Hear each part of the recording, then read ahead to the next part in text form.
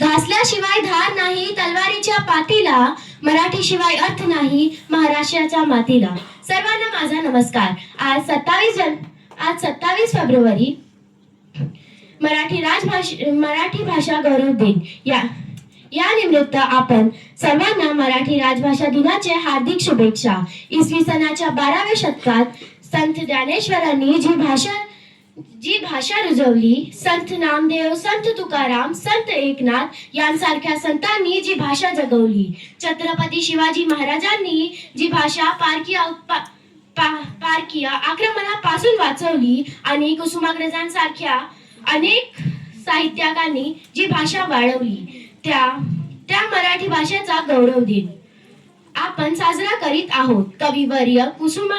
कविवर्य कुसुमाग्रज यांचा जन्मदिन मराठी भाषा गौरव दिन म्हणून साजरा केला जातो.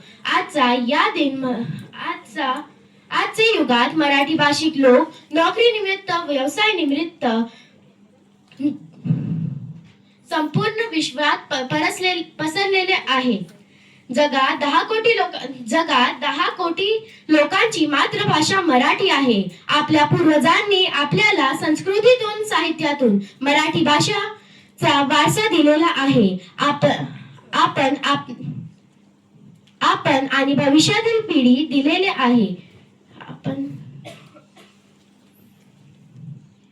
आपण आणि भविष्याची पिढी मराठी भाषेचा वारसा पुढे चालवणे गरजेचे आहे. चला तर मग आपल्या मराठी भाषेचा विकासासाठी प्रयत्न करूया.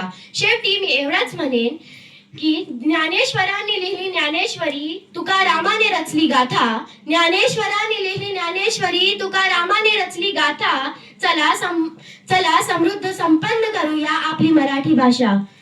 धन्यवाद.